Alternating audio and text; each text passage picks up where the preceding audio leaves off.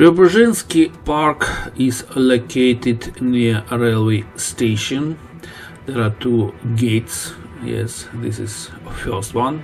But do you know that in this area 100 years ago here was a cemetery? Yeah, we see the map on the cemetery, and even there were churches like we see on these old photos.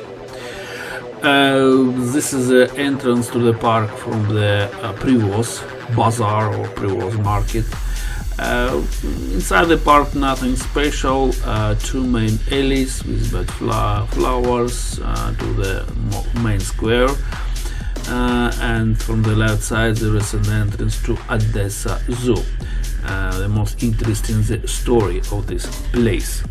So, as I said before, here was a cemetery.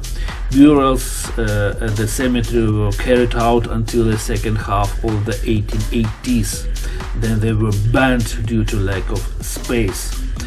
About 200,000 people were buried at the cemetery, including the first builders and the first inhabitants of Odessa.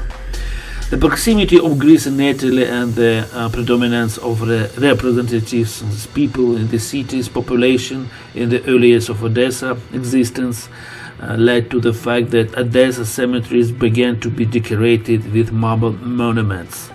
The cemetery was a forest of wide variety of monuments made of white, grey and black marble, among which there were a lot of expensive and original work. But when Soviet communists came into power, they decided to close this place and to build up a park here, to locate a park here.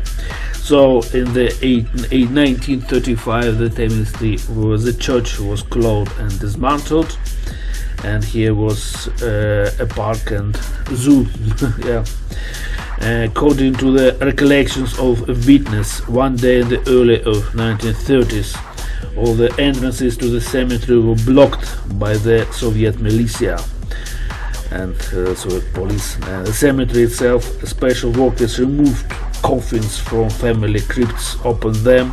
Many of them were partially glassed, removed weapons, awards and jewelry, and all seized valuables were registered and placed in bags. If the coffin was metal, then it was also taken out as a scrap metal, and the remains from it were poured into the ground. So, thus the ashes of many burnt were simply scattered on the surface of the earth. So this is a very sad story of this Preobrazhensky Park. And this is, by the way, the entrance to the Odessa Zoo. And sometimes in some dead-end edges of this park you can see such dogs, so be careful and roam only around the main alleys.